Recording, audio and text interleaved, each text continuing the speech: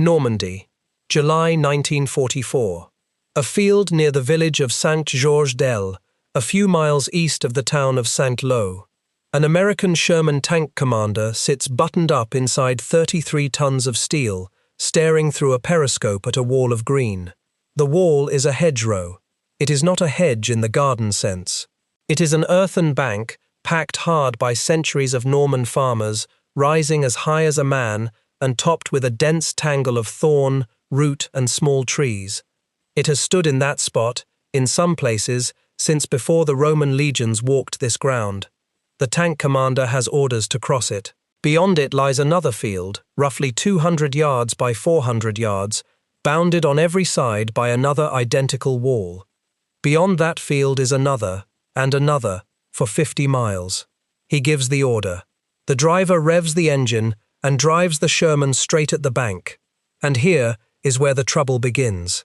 The tank does not smash through, it climbs.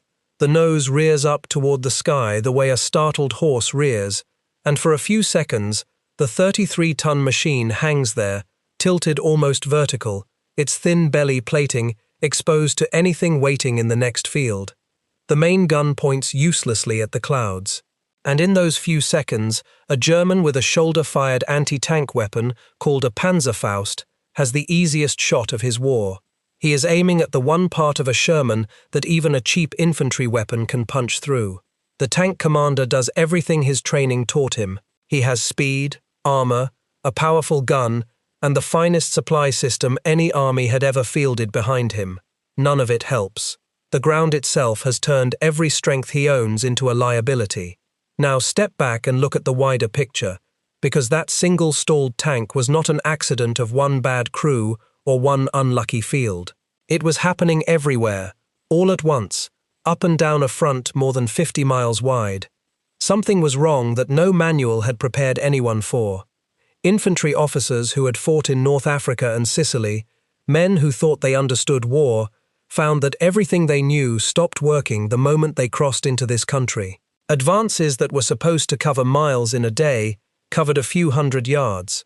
Units that should have brushed aside a thin screen of defenders instead lost half their strength taking a single field. The confusion in the reports from that summer is real, and it is consistent. Experienced soldiers kept describing the same sensation, that they were fighting an enemy they could almost never see, in ground where their overwhelming advantages simply evaporated. Multiply that single moment across an entire army. This was the daily reality for the United States First Army through the summer of 1944. The most powerful invasion force ever assembled, backed by overwhelming air power, overwhelming artillery, and thousands of tanks, had come ashore on June 6th, and then, within a few miles of the beaches, had simply stopped. Not because it lacked strength, because the ground itself had swallowed every advantage that strength was supposed to provide. And then, over the space of a few days in the middle of July, ordinary crews and sergeants and mechanics solved a problem that had defeated their generals, their doctrine, and their planners for more than a month. General Omar Bradley, who commanded that army, later wrote that the answer was so absurdly simple that it had baffled an army for more than 5 weeks. That is the puzzle at the center of this story. How does a problem sit unsolved, long enough to kill tens of thousands of men, and then get cracked in days by people whose names never made it into the planning documents? The answer is not that the generals were fools. It is not that the soldiers were suddenly smarter. The answer has to do with something structural, a particular way the American army was built, and the particular kind of thinking it permitted to travel upward from the bottom. To understand it, we first have to take the problem seriously, because the hedgerows were not a minor inconvenience. They were, in Bradley's own words, a line of defense more formidable than any even Rommel could have contrived. The Norman bocage deserves respect, because it is the easiest part of this story to underestimate. The word bocage simply describes a landscape of small fields divided by these earthen banks. It was not built as a fortification. It was built by farmers, over many centuries, to mark boundaries, to pen livestock, and to shelter crops from the wind that comes off the sea. The banks were raised from the soil of the fields themselves, then bound together by the roots of the hedges planted on top. Generation after generation added to them. By 1944, they were geological features as much as agricultural ones. An officer of the United States Army named Michael Doubler, who decades later wrote the definitive study of this fighting for the Army's own Combat Studies Institute, described them precisely. The earthen banks, he wrote, varied in thickness from 1 foot to 4 feet, with heights ranging from 3 feet up to as much as 15 feet. Out of the top of that earth grew the hedge itself, a barrier of small trees and tangled vines and brush, between 1 foot and 3 feet thick, and again anywhere from 3 feet to 15 feet tall. The fields they enclosed were small, often around 200 yards by 400 yards, and almost never a neat rectangle. Between the fields ran sunken lanes, wagon tracks worn so deep over the centuries, and so completely roofed over by the growth above, that a period account in an American firearms journal noted only a low-slung jeep could pass along them, and only at the best of times. The bocage was not a thin band you could rush through and leave behind. In the American sector, it began around 10 miles inland from the invasion beaches, and then spread in a broad belt, running from the town of Comont on the eastern edge all the way west to the coast of the Cotentin Peninsula. In places, it went on for 50 miles. To reach open country where their tanks and aircraft could finally be used properly, the Americans had to grind through the whole of it. And the key that unlocked it all was a single road junction, the town of Saint-Lô. From Saint-Lô, the main roads of the region radiated outward like the spokes of a wheel. Whoever held it controlled movement across the entire western half of the front. This is why so much blood was spent on the approaches to that one battered town, and why the Germans defended it as if the campaign depended on it, because in a real sense it did. There is a common misunderstanding worth clearing up here, because it goes to the heart of why the deadlock happened at all. It is often said that the Allies simply did not know the hedgerows existed, that they were somehow a surprise sprung on the invasion. That is not quite true. Aerial photographs of Normandy existed, and the hedges were plainly visible on them. The planners knew there were hedges. What they catastrophically failed to understand was scale and effect, that these were not garden borders but earthworks, and that stitched together across a whole region, they formed one of the most formidable defensive systems in Europe. The failure was not ignorance of the terrain, it was a failure of imagination about what the terrain would do, and a near-total failure to train anyone for it beforehand. Now picture what a defending soldier could do with that. This is where the ancient farm landscape turns into a fortress no engineer designed. Each field became a sealed compartment.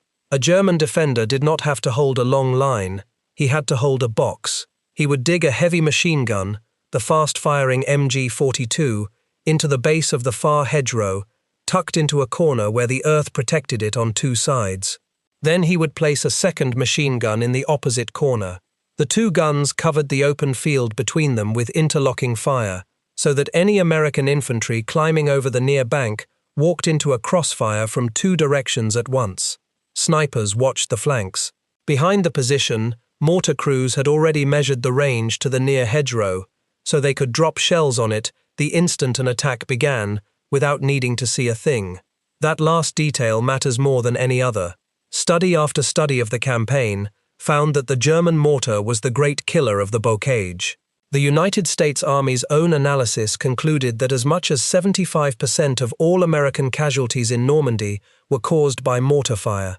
Not tanks, not the famous 88mm gun, mortars, dropping from the sky onto men pinned in place by machine guns they could not see. And the terrain that made those mortars so deadly was the same terrain that blinded everything the Americans might have used to answer them. Artillery observers could not see far enough to correct their fire. Fighter bombers overhead saw nothing but an unbroken green quilt with Germans hidden under every seam. Tanks, the one weapon that might have crushed a machine gun nest, could not get over the walls without rearing up and dying. The Germans had a name for fighting in this country. They called it bush warfare, and they were very good at it. Under a directive from Hitler at the end of June, the German 7th Army was ordered to abandon maneuver and fight a static battle of pure attrition, holding every hedgerow and making the Americans pay for each field. Doubler records that the German commander in the sector had only around 35,000 combat troops and roughly 80 tanks to hold the American front. It did not matter that they were outnumbered. The bocage was a force multiplier so powerful that a handful of determined men in one field could hold up an entire battalion for a day. The defense was cleverer than just a line of machine gun nests. It had depth, and it had patience. The forward hedgerows held only a thin screen of defenders, enough to force the Americans to deploy, to reveal their strength, and to bleed as they attacked. The real weight of the defense often lay further back, and behind that, the Germans kept reserves ready to counterattack the moment an American push had spent itself and stopped to reorganize. So an American company might fight all morning to take a field, take casualties doing it, and then, exhausted and disorganized in its newly won ground, be struck by a fresh German counterthrust and thrown back out of it. The ground would change hands, and the killing would start over. The whole system was designed not to stop the Americans in one place, but to make every single field cost more than it could possibly be worth, for as long as possible, while the defenders traded space slowly and made the attacker pay in the currency he could least afford: trained infantry. A captured German corporal from the 275th Infantry Division put the American dilemma with brutal clarity to his interrogators. The Americans, he said, used their infantry cautiously. If they had used it the way the Russians did, he told them, they would already be in Paris. It was a chilling observation, and it cut both ways.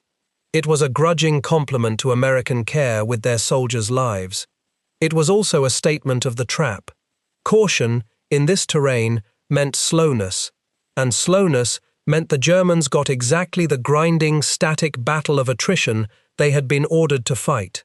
If stories like this one interest you, the forgotten mechanics of how battles were actually won and lost on the ground, consider subscribing and leaving a like. It genuinely helps this kind of detailed history reach the people who care about getting it right. So the terrain was formidable, and the German defense was skilled. But to understand why the deadlock lasted so long, you have to see what it cost, because the price was catastrophic, and it was paid almost entirely by one kind of soldier, the infantryman. The American First Army held a frontage of more than 50 miles, from the town of Caumont on its left to the tip of the Cotentin Peninsula on its right. This was the true bocage. The British and Canadians, fighting around the city of Caen off to the east, faced open, rolling, tank-friendly farmland. The Hedgerow nightmare, in its worst form, was an American problem, and the American infantry divisions were fed into it field by bloody field. The numbers are hard to absorb. General Walter Bedell Smith, who was Eisenhower's chief of staff, described the bocage as a place where every small field was a fortress, and every hedgerow a German strongpoint. By most accounts, the First Army lost roughly 40,000 men in about 17 days of the July fighting towards Saint-Lô, and by the end of the month, the historian Doubler records, its total casualties had reached 100,000, 85% of them infantrymen. That is a staggering concentration. The riflemen and their officers, the men who had to climb over the banks and walk into the crossfire, absorbed almost the entire toll while the rest of the army looked on. Follow a few individual formations and it becomes personal. The 29th Infantry Division, which had bled on Omaha Beach on D-Day, stayed in continuous combat longer than any other division in the First Army, and lost nearly 10,000 men. The 90th Infantry Division was so ground down that it had to replace 150% of its officers and more than 100% of its enlisted men in 6 weeks, meaning the entire division was effectively destroyed and rebuilt from replacements, and then destroyed again. Its commander was relieved. The 83rd Infantry Division, attacking toward the town of Perrières, advanced 1,600 yards in a single day and paid 2,100 casualties for that patch of ground. One of its rifle companies lost 90% of its original men in the first 3 weeks.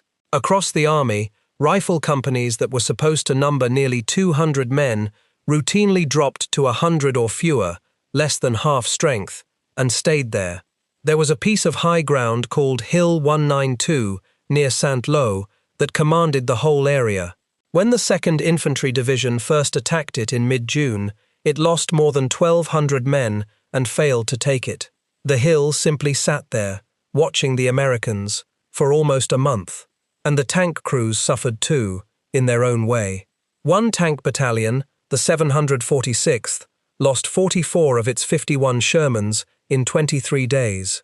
Those tanks were not being killed in grand duels with German armor. They were being funneled into the sunken lanes and the field gateways, the only gaps a tank could pass through, where German gun crews had already zeroed their weapons and simply waited for a Sherman to appear in the gap. The early attempts to simply push armor forward, the way it had worked in the open desert, ended in disaster after disaster. On one occasion in mid-June, an armored thrust supporting an infantry regiment lost its 3 leading tanks almost at once. One hit a mine, and the other 2 were destroyed by a single hidden anti-tank gun before the column had gone anywhere. The attack stalled on the spot. Later in the month, a portion of an armored division tried an unsupported charge across more open ground near a village called Villiers-Fossard, exactly the kind of bold armored blow that doctrine celebrated. It lost 27 of its 116 Shermans in the effort. The lesson kept repeating, in blood, and yet for weeks, the answer stayed out of reach.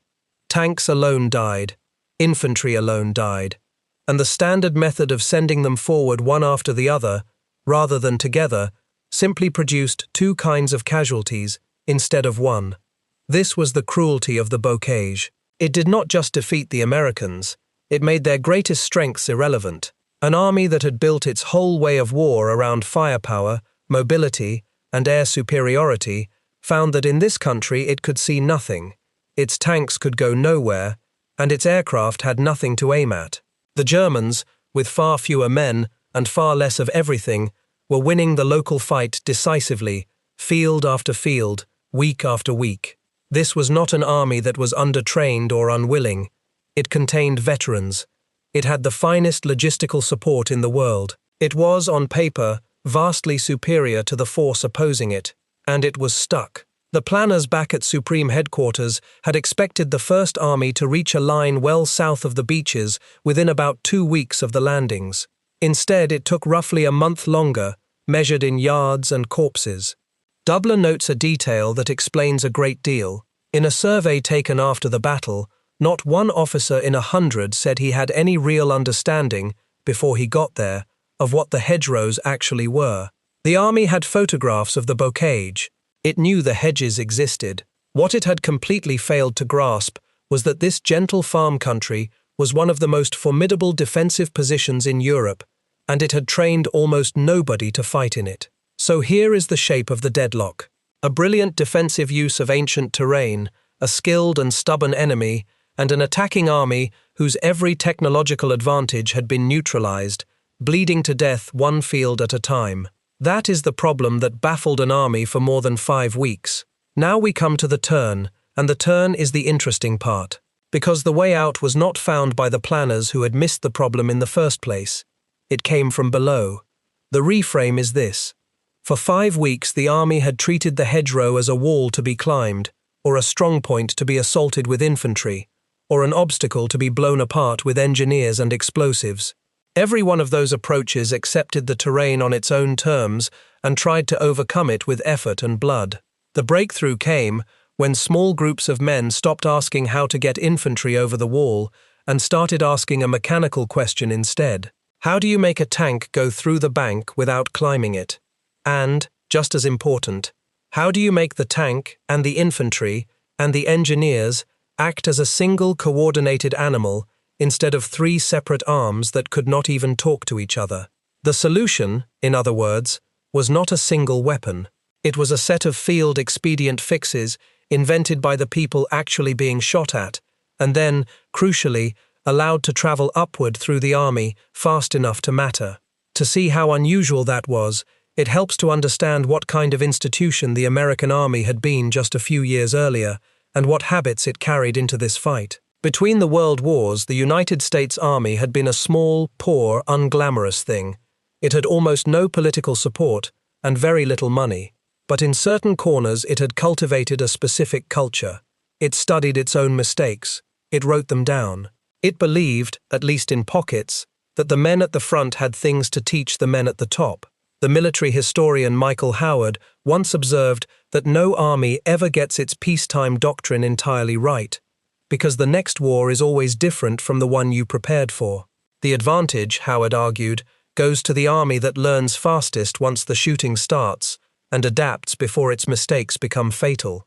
Doubler took that idea and used it as the lens for the entire Bocage campaign. The American Army, he argued, was a learning organization, and its learning was decentralized. Ideas flowed upward, from the men actually engaged in the battle.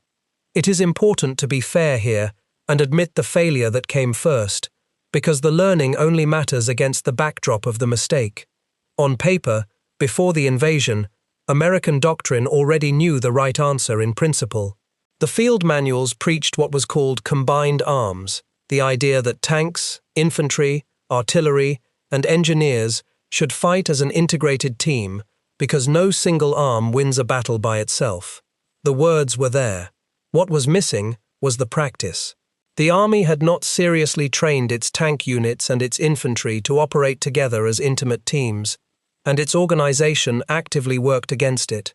Many of the tank battalions were independent formations, held apart from the infantry divisions, and parceled out to whichever division needed armor at a given moment. That meant the tankers and the riflemen who found themselves fighting side by side in a Normandy field had often never trained together, did not know one another, and had no shared habits to fall back on. The doctrine said, combine arms. The system made combining them, in practice, very hard. So the deadlock was not only a problem of terrain, it was a problem of an army that understood teamwork in theory and had failed to build it in fact, now discovering that failure in the deadliest possible classroom. The Bocage did not create the flaw, it exposed it. And the response to that exposure is the real subject of this story, because the exposure could have produced paralysis, or excuses, or a stubborn insistence on doing things the old way. Instead, it produced adaptation, and it produced it fast. Watch that process actually happen, and you can see it converge from several directions at once. There was not one fix, there were three, and they arrived together. The first strand was the physical problem of the wall, and the failed attempts to solve it show how hard it really was. The most obvious idea was to blow a hole with explosives. Combat engineers would rush forward under fire, pack charges into the base of the bank, and blast a gap for the tanks. It worked, in the narrow sense that it made a hole, but it was a disaster in every other sense. The engineers experimented with the amount of explosive needed. At first, they tried 2 charges of 24 pounds each, placed about 8 feet apart. That was not enough for the biggest banks, so the figure climbed to around 50 pounds for a single gap. And then an engineer officer in the 29th Division sat down and worked out what that meant across a real advance. A single tank company pushing 1.5 miles through this country would have to cross around 34 hedgerows. To blow gaps through all of them would require something like 17 tons of explosives. That was not a quantity you could carry forward and place by hand, under mortar fire, field after field. The officer concluded the problem was, in practical terms, insurmountable by demolition alone. And even where the explosives were available, the method carried a fatal flaw. Digging in the charges took time, and it exposed the engineers to the very mortar and machine gun fire the attack was trying to avoid. Worse, the blast itself announced exactly where the tanks were about to appear. A German gunner watching a section of hedge suddenly erupt knew, with perfect certainty, that a Sherman would nose through that gap within moments. The explosion destroyed any hope of surprise and handed the defender a pre-ranged aiming mark. The engineers were, in effect, ringing a bell to tell the enemy where to shoot. Other approaches were tried, and each fell short in its own way. There were bulldozer tanks, which could shove through a bank beautifully, but a tank battalion had only about 4 of them, nowhere near had enough to lead an advance across thousands of fields, and their tall raised blades made them conspicuous targets that drew fire immediately. Some crews got more inventive. One tank battalion welded 2 lengths of heavy commercial pipe to the front of a Sherman, sticking out like prongs, and used them to gouge holes into the bank into which the engineers could then stuff their charges. Crews nicknamed this contraption the salad fork. It was a genuine step forward because it let the tank prepare its own crossing point instead of waiting on exposed engineers, but it still relied on explosives, and it still solved only part of the problem. None of these fixes cracked the core difficulty, which was brutally simple. A tank had to get through an earthen wall, quietly, quickly, and without rearing up and dying in the attempt. That solution, the one that became legend, came out of the 2nd Armored Division. In late July, the division held a session where men threw out ideas for getting through the hedgerows. According to Doubler's account, someone suggested, half joking, that they should just get some saw teeth and put them on the front of the tanks and cut straight through. Many of the men laughed, but a sergeant named Curtis Culin took the idea seriously. Culin was from Cranford, New Jersey, and he served in a cavalry reconnaissance squadron. He took the joke about saw teeth and turned it into steel. From the mass of scrap metal littering the invasion beaches, the twisted remains of the German beach obstacles, the angle iron barriers the defenders had planted to rip open landing craft, he and his fellow soldiers cut heavy blades. They welded 4 of these blades, like tusks, to a stout bar across the front of a tank. The effect was transformative. When a tank fitted with the device charged a hedgerow, the tusks bit into the earthen bank near the bottom and held the nose down instead of letting it ride up. Rather than climbing and exposing its belly, the tank drove its blades into the base of the wall and ploughed straight through, carrying a chunk of the bank forward with it and bursting out into the next field still level, still pointing its gun where it needed to point. The tanks that carried these blades looked like they had tusks, so the men called them rhinoceros tanks, or rhinos. The moment this reached the top is the moment the whole story pivots, and it is worth watching closely because it is the answer to the question in the title. On July 14, 1944, a demonstration was arranged for General Bradley himself. Bradley described it in his memoirs. He found a group of officers gathered around a light tank with a strange crossbar and 4 protruding prongs welded to it. The tank backed off, then ran head-on into a hedgerow at about 10 miles per hour. The tusks bored into the wall, pinned the belly down, and the tank punched through under a shower of dirt. A Sherman rigged the same way did exactly the same thing. Instead of bellying up toward the sky, Bradley wrote, "It pushed on through." And it was there that he wrote the line that defines this entire episode. The device was so absurdly simple, he said, that it had baffled an army for more than 5 weeks, and it had been fashioned by a 29-year-old sergeant. Then came the part that no other army in that war did quite so well. Bradley did not send the idea to a study committee to be evaluated over months. He turned to his senior ordnance officer and ordered the blades into mass production at once. That officer threw himself at the problem with the urgency it deserved. Ordnance units across the army were put on round-the-clock work. He arranged for additional welding equipment to be gathered and flew back toward the rear to press the supply depots into service, because building hundreds of these devices meant an enormous amount of cutting and welding in a very short time. And the raw material was hiding in plain sight, which is one of the small perfect ironies of the whole affair. The steel came from the German beach obstacles, the angle iron and heavy beam barriers that Rommel's men had planted across the invasion beaches to tear the bottoms out of landing craft. Thousands of tons of that enemy metal now lay wrecked and abandoned along the shore. American crews dragged it in, cut it up, and welded it onto the fronts of their tanks. The steel meant to stop the invasion became the teeth that broke the defense of Normandy. The pace was remarkable. In the span of about 10 days, between the demonstration on July 14th and the launch of the Great Offensive on the 25th, the First Army produced more than 500 of these cutters. By the time the attack went in, roughly 60% of the First Army's Shermans, 3 out of every 5 tanks, carried the device on their nose. And Bradley added one more piece of judgment that showed he understood not just the gadget, but the value of surprise. He ordered the cutters kept hidden and forbade their use in action until the big attack itself. He did not want the Germans to learn, in some small skirmish, that American tanks could now suddenly go places tanks had never been able to go. He would spend that surprise all at once, at the decisive moment, and not a day before. Now, here honesty demands a pause, because the story of the lone sergeant and his miracle blade has become a legend, and legends smooth away the truth. Several things need to be said plainly. Curtis Culin himself, by the account of the historian Max Hastings, tried to give the credit to another man, a soldier Hastings names as Roberts, the one who had made the joke about sore teeth in the first place. That credit was lost in the wave of publicity that followed. Culin became a very American kind of hero, and the man who sparked the idea was forgotten. It should also be said that Culin's cutter was not the only such device. Other units invented their own. The 79th Infantry Division had a working hedge cutter. Other outfits built prongs and brush cutters and improvised plows of their own. The idea was, in a sense, in the air, arising in several places at once because the problem was universal, and the hardest truth of all, the one the popular story almost never tells, concerns how much the famous blade actually mattered in the breakout that followed.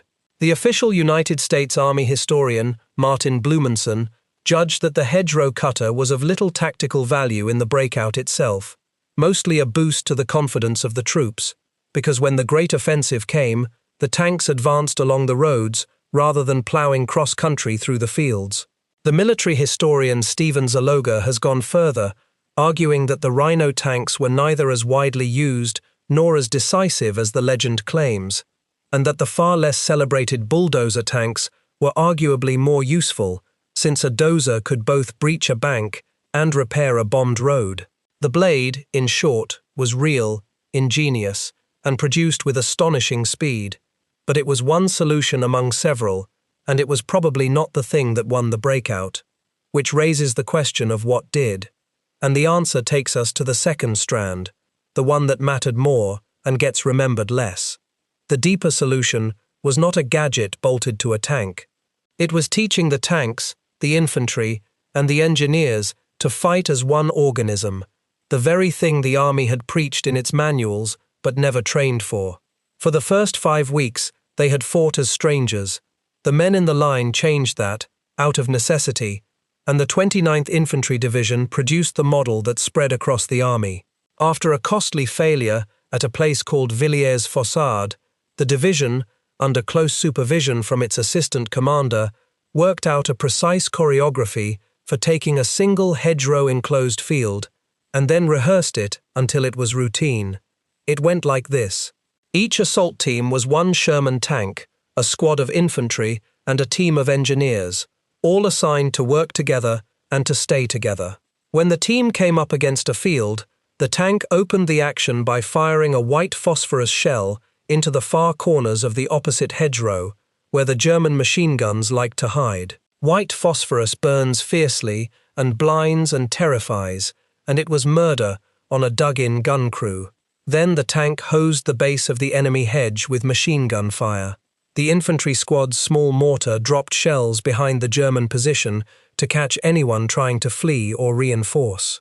Under that cover, the riflemen went forward across the open field, spread on line, using fire and movement, deliberately keeping away from the side hedges where the grazing machine gun fire came from. As the infantry closed and their bodies masked the tank's guns, the tank pulled back. The engineers blew a small gap in the near bank, and the tank rolled through to support the final clearing of the field. Then the whole team did it again in the next field. Look at what happened when this thinking was turned loose on Hill 192, the same commanding height that had cost the 2nd Infantry Division more than 1,200 men in June, and then sat unconquered for a month. By July, that division had absorbed the new methods and refined them further. It paired engineers not only with each tank, but with each infantry squad, so that the means to breach a bank were always right where they were needed, and it opened its attack on July 11th with a preparatory bombardment of crushing weight, drawing on the fire of multiple artillery battalions to hammer the German positions before a single man stepped off. Then the assault teams went in, tank and infantry and engineer moving as one, taking the fields one after another in the practiced sequence. The difference was almost unbelievable. The hill that had held for a month fell in a matter of hours, and the human arithmetic reversed itself. One battalion that had previously been bled white, losing more than half of its casualties to snipers and hidden machine guns it could never locate, went through this attack losing almost no one to those same threats. The enemy was still concealed. The hedgerows were still there. But a coordinated team that could blind the machine gun nests with white phosphorus, suppress them with a tank's guns, and then close under that cover, no longer had to walk blindly into the crossfire. The choreography worked, and it worked at a fraction of the old cost. But choreography needs communication, and this points to the single most elegant fix of the entire campaign, and one of the most revealing. The problem was almost absurd in its simplicity. A tank crew in combat is buttoned up inside a steel box with a roaring engine. An infantryman, crouched behind that same tank, who can see a German gun the tank cannot, has no way to tell the crew about it. The radios did not help, because the tank and the infantry used different radio sets on different frequencies. A soldier could stand behind a friendly tank, screaming and pounding on the armor, while the crew inside heard nothing and drove straight into an ambush he could plainly see. The fix was field telephone wire and an ammunition box. Different tank and infantry units, working the problem on their own, arrived at almost exactly the same answer at almost the same time. A crew would take a standard field telephone, the kind the infantry already carried, mount it in an empty ammunition box bolted to the rear of the tank, and wire it into the tank's internal intercom. Now an infantryman could simply walk up behind the tank, grab the handset, and talk directly into the ears of the tank commander. See that machine gun in the left corner? Put a round into it. It was almost laughably cheap. It cost nothing but a phone, a box, and some wire, and it turned a deaf, blind steel monster into a responsive member of a team. This was not one genius inventing something. It was the same obvious, necessary idea occurring independently to practical men in different units, because they all faced the identical maddening problem, and the army let them act on it. That, more than any single clever device, is the signature of what was happening across Normandy that month. It is worth noting that the Americans were not the only ones reaching for this kind of fix. Over in the British sector, engineers developed their own device for pushing through banks, which they called the prong, built in the same spirit, and even, at first, from the same source of raw material, the scrap steel of the German beach obstacles.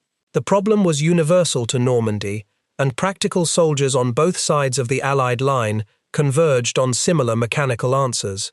What differed was less the cleverness of any one gadget than the speed and thoroughness with which an army could take a good idea, standardize it, and force it out to everyone who needed it. Layer the three American strands together, and you can finally see the full shape of the solution. A way to punch tanks through the banks, the blades. A way to make the tanks, infantry, and engineers fight as one, the assault team drill. And a way for them to talk to each other in the middle of the noise, the telephone on the tank's back. None of the three came down from headquarters as a grand plan.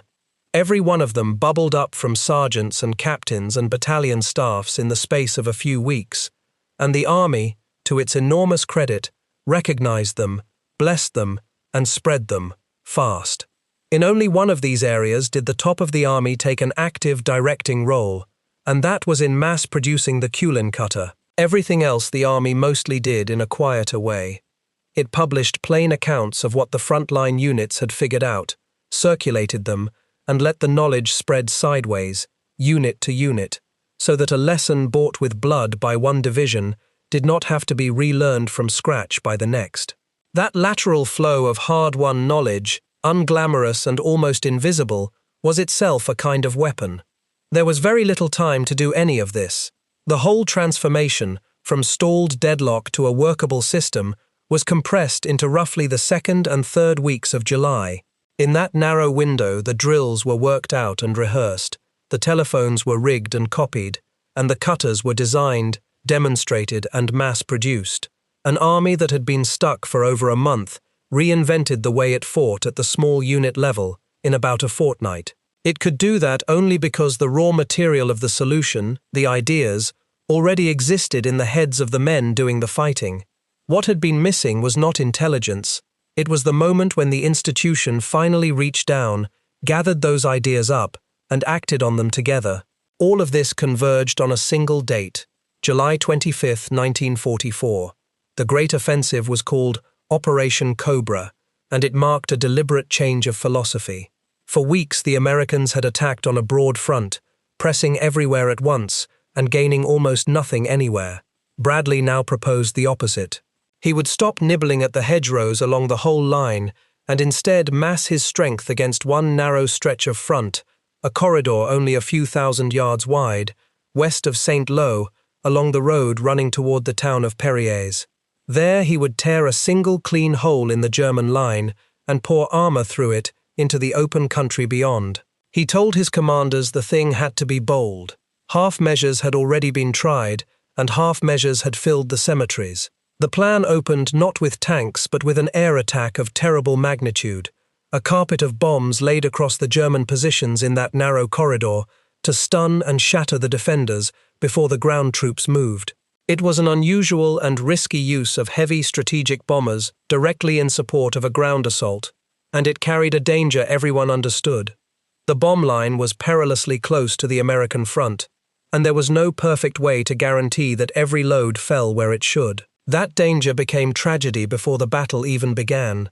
On July 24th, the first attempt was recalled at the last moment because of bad weather over the target, but the recall came too late for everyone.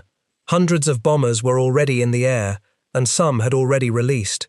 A portion of their loads fell short, into American lines, killing and wounding well over 100 men of the 30th Infantry Division. The attack had not even properly started, and it had already cost American lives to American bombs. The next day they went anyway. According to the United States Army's own account, some 1,500 heavy bombers dropped more than 3,000 tons of bombs onto a narrow corridor of German positions, and hundreds of medium bombers and fighter bombers added roughly 1,000 tons more of bombs and napalm. It was one of the most devastating air attacks of the entire war, and once again some of the bombs fell short onto the men waiting to attack. 111 American soldiers were killed and nearly 500 wounded by their own aircraft that day. Among the dead was Lieutenant General Leslie McNair, the officer who had trained the ground army back home and who had come forward to watch the assault. He was the highest-ranking American killed by enemy or friendly action in the European theater, and he lies today in the American cemetery in Normandy. The war correspondent Ernie Pyle, caught under the falling bombs, called it the most sustained horrible thing he had ever gone through. On the receiving end, the effect on the Germans was even worse. The elite Panzer Lehr Division, one of the strongest armored formations in the German army, had moved into the very sector the bombs fell on. Its commander, Fritz Bayerlein, described the aftermath in words that have echoed ever since. His front line, he said, looked like the surface of the moon, and at least 70% of his troops were out of the fight, dead, wounded, driven out of their minds, or too stunned to function. In his own telling, his division had been, as he put it, finally annihilated. That was surely an exaggeration, since Panzer Lehr still had usable tanks and men in the days that followed, but the scale of the shock it captured was real. Whole strongpoints simply ceased to exist. The intricate defensive web that had cost the Americans so dearly for so long was, in one part of the line, blown apart in a single morning. Even so, the breakthrough did not look like a triumph at first. On the day itself, the ground gains were modest, and many American commanders came away thinking the enormous air attack had achieved disappointingly little.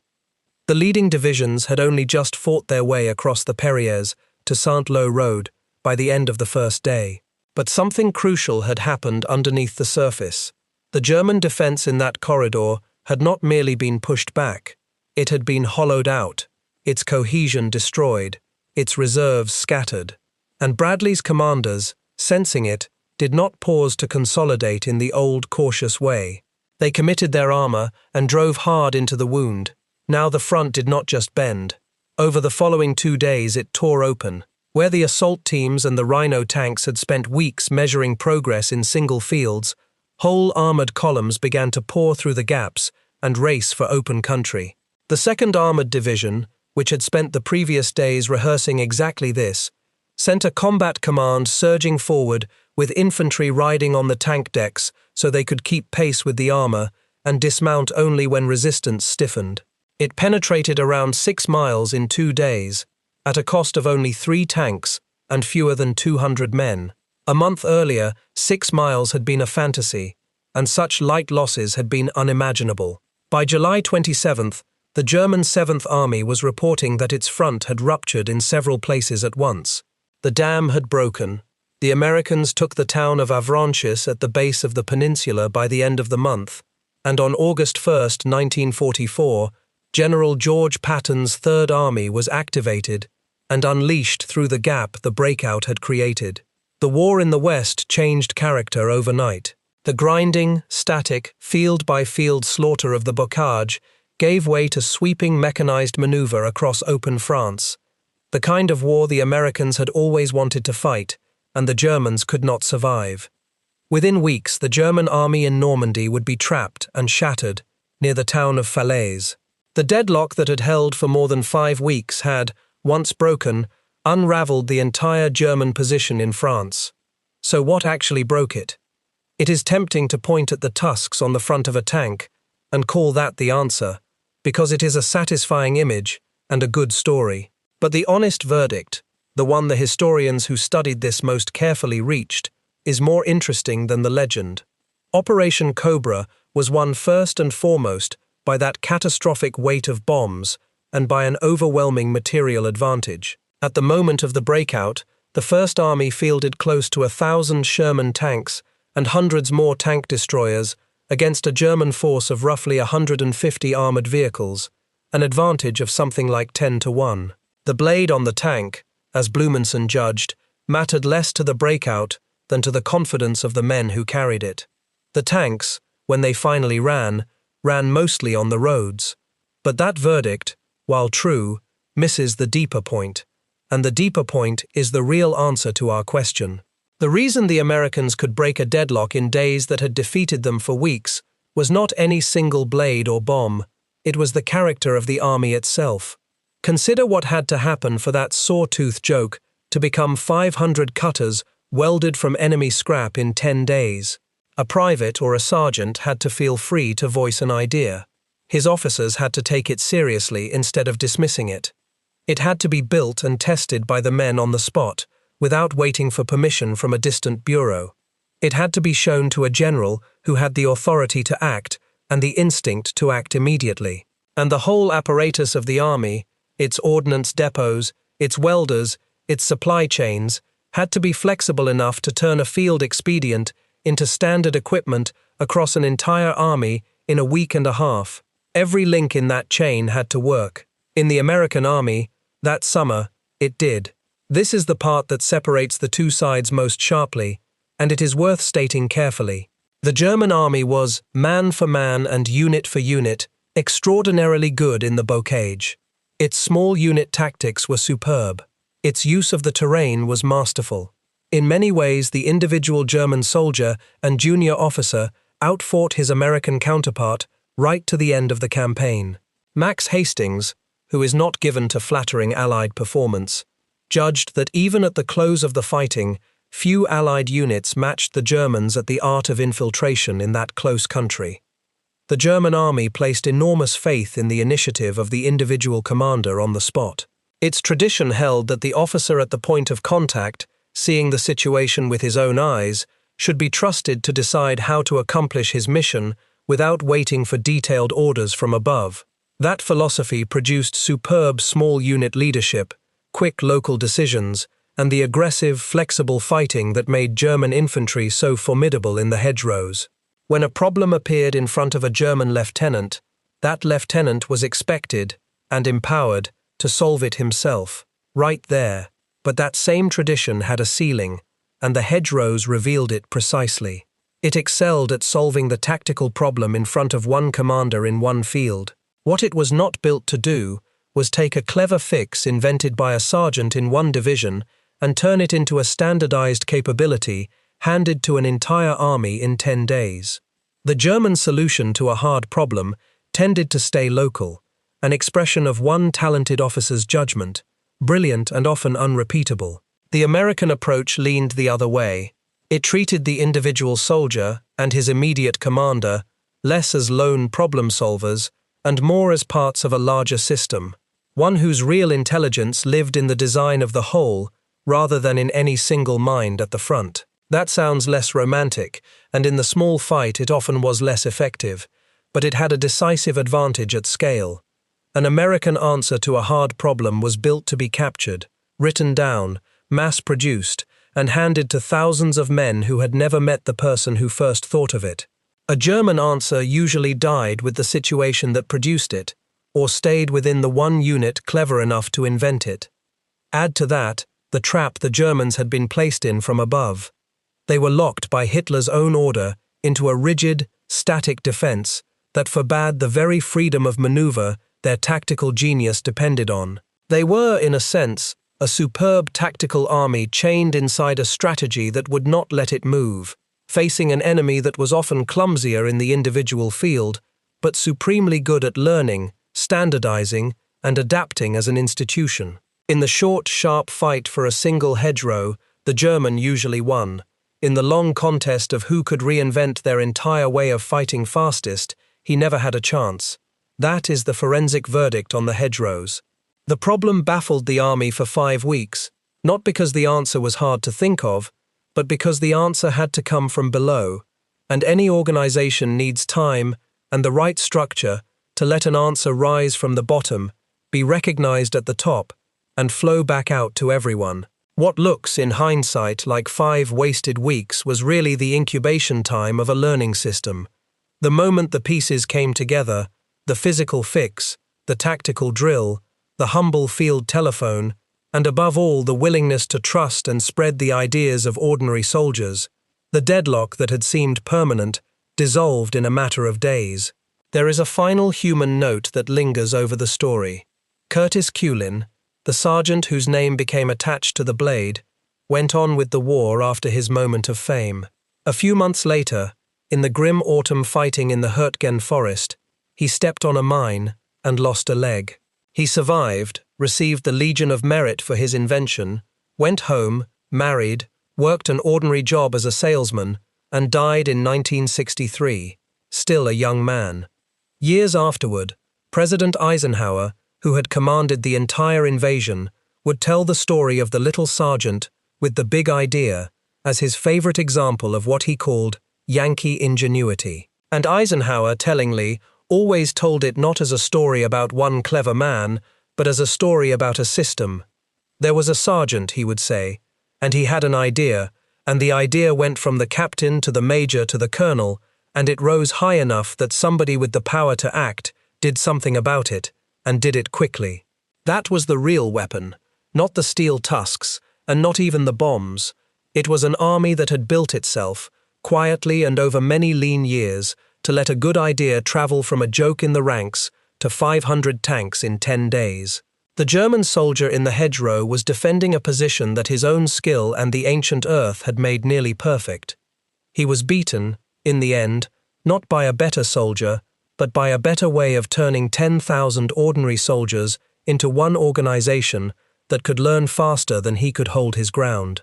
If this account gave you something to think about, a like helps it reach more viewers, and subscribing means you will not miss the next deep look into the parts of this war that rarely make it into the standard histories.